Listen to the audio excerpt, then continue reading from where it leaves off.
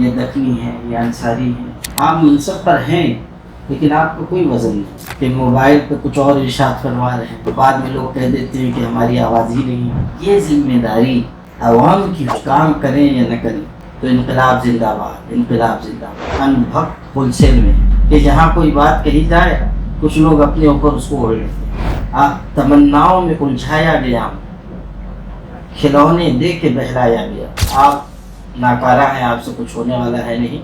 اگر اتنا بھی نہ ہو سکے تو پھر ایک کام کیجیے، مردوں کے ساتھ قبر میں آرام کیجیے۔ اچھا، مسلمانوں کی باری آتی تھی تو گلاب کا پھول، وہ ذاتی دلچسپی مجھے نہیں، اور علامہ صاحب رہے فرنٹ پر اور پیچھے مڑ کے دیکھیں تو ساری قوم آئے کہ پولیس ڈپارٹمنٹ پر ہمارے یہاں کے سیاسی لیڈران کا دباؤ ہوتا تھا کہ ذاتیات پر اٹیک مت کیجیے۔ مانو سماچار، مانوتا کے حق میں استقبال ہے آپ کا مانو سماچار میں۔ اس وقت ہم موجود ہیں مانو سماچار کے نئے اسٹوڈیو میں، اور ہم نے گفتگو کے لیے بلایا ہے مالیگاؤں شہر کے مشہور عالم دین مولانا محمد عمران محفوظ رحمانی صاحب۔ تو حضرات، حالات حاضرہ پر آپ کیا نوجوان نسلوں کو پیغام دینا چاہیں گے؟ بسم اللہ الرحمن الرحیم وبہ نستعین۔ سب سے پہلے تو میں آپ لوگوں کے نئے اسٹوڈیو کی آپ لوگوں کو مبارکباد دیتا ہوں۔ مانو سماچار ماشاءاللہ محنت سے کام کر رہا ہے۔ پچھلے اسٹوڈیو میں بھی میں حاضر ہوا تھا جب اس کا افتتاح ہو رہا تھا، اور آج پھر مجھ کو موقع ملا کہ میں یہاں حاضر ہوں۔ آپ لوگوں کو، آپ کی پوری ٹیم کو بہت بہت مبارک ہو۔ حالات حاضرہ میں مسلمانوں کے لیے اور مسلم نوجوانوں کے لیے دو اہم اور بڑے پیغام ہیں۔ سب سے پہلی بات تو یہ ہے کہ حالات چاہے جیسے بھی ہوں، ہمیں مشکل حالات میں بھی مایوس ہوئے بغیر آگے بڑھنا چاہیے، اور بجائے اس کے کہ ہم حالات کا رونا روئیں، حالات کا ماتم کریں، ہمیں مشکلات سے پنجہ آزمائی کا ہنر سیکھنا چاہیے۔ احمد فراز کا شعر ہے، شکوے ظلمت شب سے کہیں بہتر تھا، اپنے حصے کے چراغ جلاتے جاتے ہیں، اپنے حصے کا کوئی چراغ جلاتے جاتے ہیں۔ تو بجائے اس کے کہ ہم ماتم کریں، روئیں، گڑ گڑائیں، اپنے حقوق کی بھیک مانگیں، ہمیں اپنے اندر مضبوطی پیدا کرنی چاہیے، تنظیم قوت پیدا کرنی چاہیے، آگے بڑھنا چاہیے، اور حالات کو اپنے ذہن و مزاج کے موافق بنانے کی کوشش کرنی چاہیے۔ جہاں تک مسلمان نوجوانوں کے لیے پیغام کی بات ہے تو بہت مختصر سی بات ان کے لیے عرض ہے کہ ملک کے ان مشکل حالات میں آپ لوگوں کو ہوشیار، بیدار اور تیار رہنے کی ضرورت ہے، اور اس کے لیے آپ کو سمجھدار بننا ہوگا۔ یہ آپ کے ذہن میں رہے کہ مسلمان کو ہر لحظہ چوکنا رہنا چاہیے، اور ملک کو بھی آگے بڑھانے کی کوشش کرنی چاہیے، ملت کو بھی آگے لے جانے کی کوشش کرنی چاہیے۔ پچھلے ہم نے الیکشنوں کے جلسے سنے، سبھا سنے۔ پہلے کے الیکشن کے ووٹ مانگے جاتے تھے تعمیر ترقی کے نام پر، ابھی کے ووٹ مانگے ذات پات کے نام پر، اچھائی یا برائی کے نام پر۔ دیکھیے، یہ جو مسئلہ ہے نا ذات پات کا، برادری کا، یہ بہت سنگین مسئلہ ہے، اور سیاسی ضرورت کی بنیاد پر اس مسئلے کو لوگ ہوا دیتے ہیں اور ڈیوائیڈ کرتے ہیں لوگوں کو۔ خاص طریقے پر ہمارے شہر کے تناظر میں اگر آپ دیکھیں تو کہیں گے یہ دکنی ہے، یہ انصاری ہیں، یہ اس طبقے کے ہیں اس لیے ہم کو ووٹ دیں، یہ اس طبقے کے ہیں اس لیے وہ فلاں کو ووٹ دیں گے۔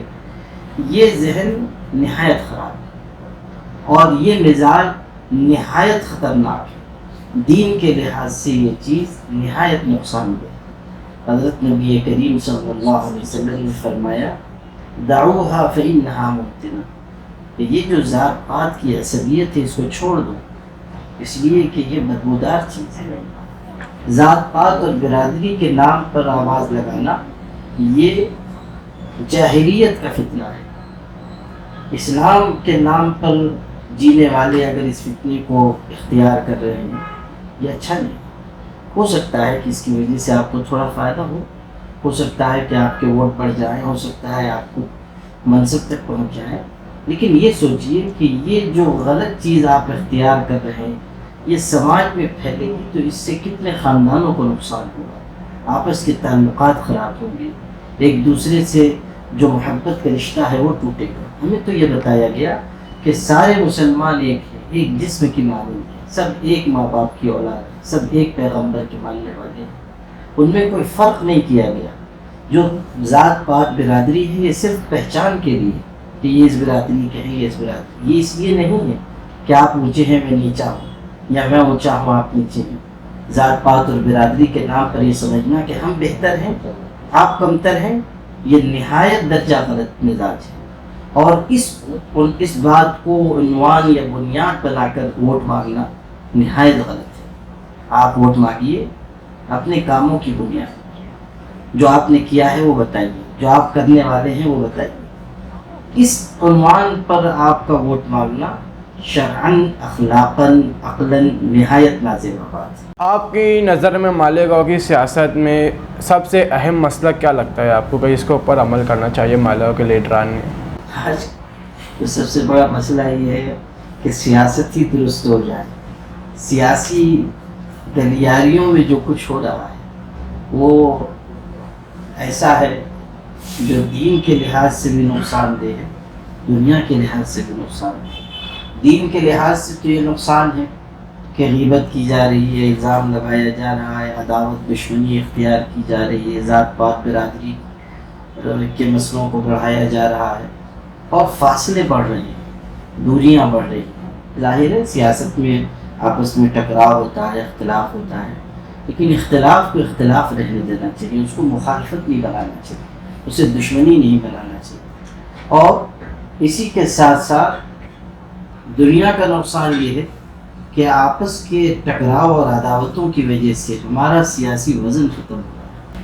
آپ منصب پر ہیں لیکن آپ کو کوئی وزن نہیں، پولیس ڈپارٹمنٹ پہ آپ کا کوئی وزن نہیں ہے، اور لوگ یہ محسوس کرتے ہیں کہ بات کچھ ہے، عمل کچھ ہے، گفتار کچھ ہے، کردار کچھ ہے، جلسے میں کچھ کہہ رہے ہیں، میٹنگ میں کچھ کہہ رہے ہیں، نجی مجلسوں میں کچھ کہہ رہے ہیں، اور تو حالت یہ ہے کہ موبائل پہ کچھ اور ارشاد فرما رہے ہیں، اور جو ارشاد فرما رہے ہیں وہ سوشل میڈیا پہ وائرل بھی ہو جا رہا ہے، اور بعد میں لوگ کہہ دیتے ہیں کہ ہماری آواز ہی نہیں، تو یہ سب بھی مسئلہ ہے۔ تو وہ کسی نے کہا ہے نا کہ ہے کواکب کچھ، ہیں کواکب کچھ، نظر آتے ہیں کچھ، دیتے ہیں دھوکہ یہ بازیگر کھلا۔ تو سب سے پہلی اور بنیادی ضرورت تو یہ ہے کہ ہم سیاست کو درست کریں۔ سیاست اصلاح کے لیے، سیاست تعمیر کے لیے، سیاست عداوت کے لیے، تخریب کے لیے، بگاڑ کے لیے نہیں۔ سیاست اس لیے ہے تاکہ لوگوں کو راحت پہنچائی جائے، سیاست اس لیے نہیں ہے کہ فاصلے بڑھائے جائیں، سیاست اس لیے ہے تاکہ ہم لوگوں کو آسانیاں فراہم کریں، سیاست اس لیے نہیں ہے کہ ہم ان کی راہ میں اور مشکلات کھڑی کر دیں، روڑے اٹکائیں، سیاست اس لیے نہیں ہے۔ تعلیم اور روزگار کے معاملات میں سیاست کا ایک اہم کردار ہے۔ اصل میں دیکھیے یہ ذمہ داری عوام کی ہوتی ہے کہ وہ اپنے لیڈرز کو کہے کہ یہ کام کرنا ہے، اور اسی بنیاد پر ہم کسی کو چن کرتے ہیں۔ یہاں تو یہ ہو رہا ہے کہ آپ کچھ کام کریں یا نہ کریں، اگر میں آپ کو مانتا ہوں تو انقلاب زندہ باد، انقلاب زندہ باد۔ ابھی میں نے پچھلے دنوں کہا تھا اور ابھی تک وہ چل رہا ہے کہ ہمارے شہر میں بھی اندھ بھکت ہول سیل میں ہے، اور ان کی اندھ بھکتی کی وجہ سے صحیح غلط کا فرق مٹ رہا ہے۔ ان کو یہ تمیز نہیں ہے کہ ہمارا لیڈر غلط کر رہا ہے تو ہم اس کو ٹوکیں کہ آپ غلط کر رہے ہیں، ہم ان سے مطالبہ کریں کہ آپ ہاسپٹل بنائیے، آپ کالج بنائیے، آپ میڈیکل کالج قائم کیجیے، آپ روزگار فراہم کیجیے، آپ فلاں کیجیے، آپ فلاں کیجیے، آپ فلاں کیجیے، کوئی ہو، میں کسی ایک کی بات نہیں کر رہا. دشواری یہ بھی ہے کہ جہاں کوئی بات کہی جائے کچھ لوگ اپنے اوپر اس کو اوڑھ لیتے ہیں اور بیچارے صدمہ عظیم میں مبتلا ہو جاتے ہیں. تو یہ جنرلی بات کہی جا رہی ہے کہ آپ چاہے کسی کو بھی ماننے والے ہوں، لیکن آپ کی ذمہ داری ہے کہ آپ اندھ بھکت مت بنیے. ویسے ہی ملک میں اتنے ہو گئے ہیں کہ آپ کی کوئی ضرورت نہیں رہ گئی، تو کم سے کم یہاں اندھ بھکتی نہ کی جائے. یہ ہو کہ بھائی آپ صحیح کام کریں گے ہم آپ کے ساتھ ہیں، ہم آپ کا جھنڈا اٹھائیں گے. اگر آپ غلط کام کریں گے تو ہم آپ کا جھنڈا نہیں اٹھائیں گے. ہم آپ کے کوئی بندھوا مزدور غلام نہیں ہیں کہ آپ صحیح کیجیے گا غلط کیجیے گا ہم آپ انقلاب زندہ باد کرتے رہیں گے. تو یہ ہمارا جب ایک معیار ہوگا تب کوئی کچھ کام کر کے دے گا. جب آپ صرف باتوں سے بہل رہے ہیں تو کسی کا شعر ہے، آپ تمناؤں میں الجھایا گیا، کھلونے دے کے بہلایا گیا. تو جب آپ کھلونے سے بہل رہے ہیں تو بس ٹھیک ہے، پھر کسی تعمیری کام کی کوئی ضرورت نہیں. تو یہ ہمارا مزاج ہونا چاہیے کہ ہم بہت سوچ سمجھ کر ایک منصوبہ بنائیں، ایک ہمارا پلان ہو، اور ہم اپنے سیاسی لیڈروں کے سامنے رکھیں کہ ہمارے شہر میں یہ ہونا چاہیے، یہ ہونا چاہیے، یہ ہونا چاہیے. اور اگر وہ کام کر رہا ہے سبحان اللہ، اور اس کا ساتھ دیں، اس کے پیچھے کھڑے رہیں، اس کو طاقت فراہم کریں، اس کو ووٹ دیں، اس کو جتا کر لائیں. اور اگر وہ نہیں کام کر رہا ہے تو ہم صاف کہہ دیں کہ آپ ناکارہ ہیں، آپ سے کچھ ہونے والا ہے نہیں، آپ جائیے اطمینان سے گھر جا کے آرام فرمائیں. ہمارے استاذ تھے مولانا عبدالحد اظہری صاحب، جو عیدگاہ کے امام کے ملت عیدگاہ کے اور بڑے عالم تھے اور میرے استاذ بھی تھے. وہ یہ شعر سنایا کرتے تھے، اگر اتنا بھی نہ ہو سکے تو پھر ایک کام کیجیے، اگر اتنا بھی نہ ہو سکے تو پھر ایک کام کیجیے، مردوں کے ساتھ قبر میں آرام کیجیے. تو یہ ہم ان کو بھی نسخہ بتا دیں کہ اگر آپ نہیں کر سکتے تو پھر آپ کا کوئی فائدہ ہے نہیں. یہ ہے کرنے کا کام. لیڈروں کا کام یہ ہے کہ وہ بھی ذہن میں رکھیں کہ ہمیں کیا کیا دینا ہے شہر، اور قوم بھی بتائے کہ ہمیں یہ لینا ہے آپ سے. جب دونوں طرف بات ہوگی تب کام بنے گا.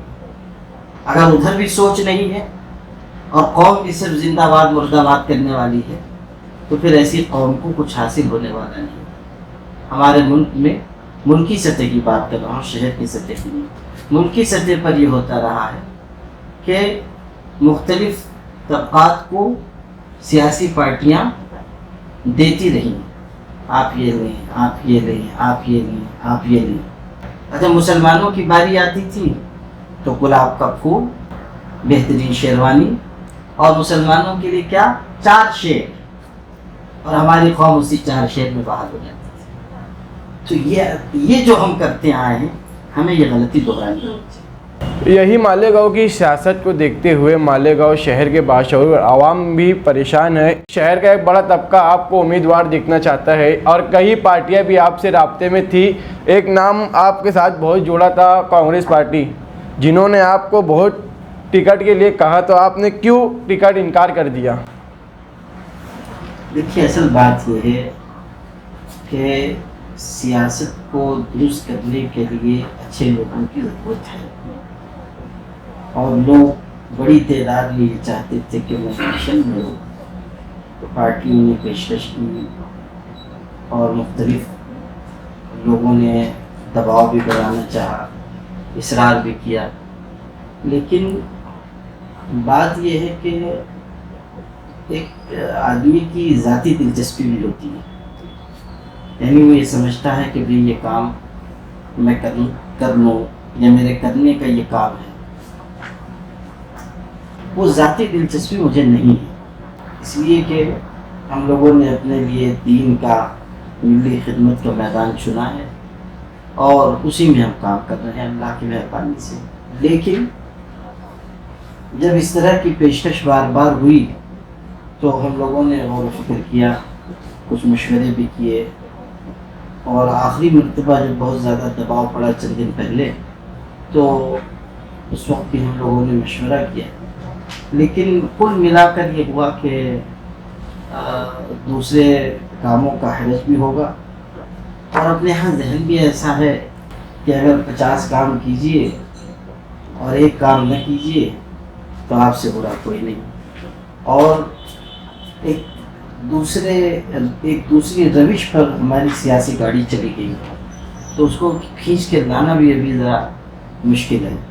تو اس لیے عافیت اس میں تھی کہ ہم لوگ جو کام کر رہے ہیں وہ کریں، اور کوشش کریں کہ کسی طرح سیاست میں اچھے لوگ آئیں، اور جو لوگ پہلے سے ہیں وہ بھی تعمیری سیاست کو اختیار کر کے اگر کام کریں تو کوئی حرج کی بات نہیں ہے۔ ہمیں تو کوئی نہ کوئی سیاسی لیڈر چاہیے ہی ہے، تو جو بھی اچھا کام کرے، معیاری کام کرے، سبحان اللہ۔ آپ نے پچھلے دنوں کہا تھا پریشر گروپ مالیگاؤں میں بنانا چاہیے، تو میں آج بھی کہہ رہا ہوں، آج بھی میں کہتا ہوں کہ پریشر گروپ بنانا چاہیے۔ پریشر گروپ کے ذریعے کچھ سیاسی کاموں کی اصلاح ہونی چاہیے، کچھ تعمیر ترقی کے منصوبے ہونے چاہیے، کچھ ایگریمنٹ کرنا چاہیے، جو لوگ الیکشن لڑنے جا رہے ہیں ان سے بیٹھ کر بات چیت کرنی چاہیے، ان کو کنونس کرنا چاہیے کہ وہ یہ کریں یہ نہ کریں، تو بااثر لوگوں کو اس کے لیے آگے آنا چاہیے۔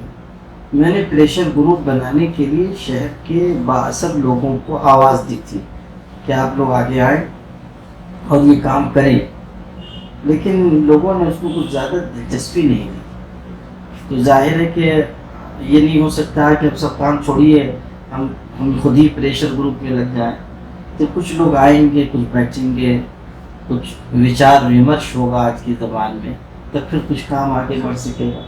لیکن افسوس کہ اس پر کوئی پیش رفت نہیں ہوئی۔ کچھ لوگوں کو میں نے بلایا ذاتی طور پر بھی، ان سے بات چیت کی، لیکن انہوں نے بھی کہا کہ ٹھیک ہے، پھر حاضر ہوتے ہیں، اس کے بعد اس سے واحد غائب ہو گیا۔ آج جارنگے پاٹل اپنے سماج کے لیے ایک تحریک چلا رہا ہے، تو ایسے ہی آپ نے کوئی مالیگاؤں شہر کے لیے کوئی تحریک سوچی ہے؟ دیکھیے، وہ اپنے سماج کے لیے ایک کوشش کر رہے ہیں، ریزرویشن کے لیے محنت کر رہے ہیں۔ جارنگے پاٹل ایک آئیکن بن گئے ہیں تحریک کا، مہم کا، اور ظاہر ہے کہ ایک گمنام شخص کو نامور اس کی قوم نے بنایا ہے۔ ان کا کوئی بیک گراؤنڈ نہیں جارنگے پاٹل، لیکن ان کی قوم ان کے پیچھے آ کر کھڑی ہو، اور یہ محسوس کر کے کہ یہ ہمارے حق کے لیے لڑ رہے ہیں، آج قوم، ان کا سماج ان کے پیچھے کھڑا ہوا ہے۔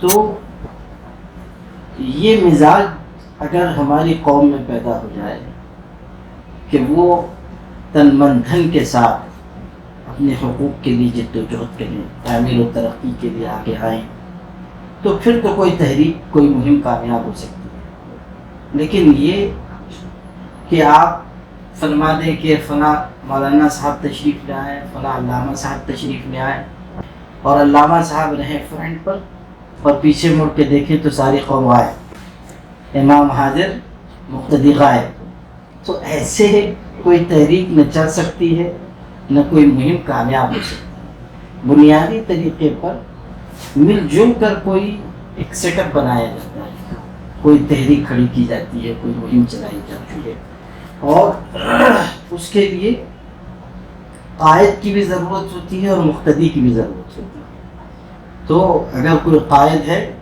سبحان اللہ، لیکن اس کے پیچھے کوئی مقتدی بھی ہونا چاہیے۔ رشید احمد صدیقی ایک بڑے ادیب گزرے ہیں، انہوں نے اپنی ایک کتاب میں لکھا ہے کہ اس امت کا مسئلہ یہ ہے کہ اب اس میں مقتدی سے زیادہ امام پیدا ہونے لگے، تو اقتدا کرنے والے لوگ ہیں ہی نہیں، اور جو ہے وہ بیچارہ خود ہی امام بنا ہوا ہے۔ تو ہر تحریک اور مہم کی کامیابی کا راز یہ ہے کہ قیادت صحیح ہو اور اس کے ڈائریکشن پر عمل کرنے والے لوگ، تب کوئی بھی مہم کامیاب ہوگی۔ اگر لوگ یہ محسوس کرتے ہیں کہ کوئی تحریک چلنی چاہیے تعمیر و ترقی کا کوئی منصوبہ ہے، آئیں بسم اللہ مل جل کر ہم چلائیں، شہر کو آگے بڑھائیں، لیکن چند لوگوں کے یا صرف میرے سوچنے اور کرنے سے یہ کام نہیں ہوگا۔ شہر میں بڑھتے ہوئے جرائم کی وجہ اور اس پر قابو کس طرح پایا جا سکتا ہے؟ کہ وجہ کوئی ایک نہیں، کئی وجوہات ہیں۔ جیسے جیسے دینی مزاج کم ہوگا، جرم کا مزاج بڑھے گا۔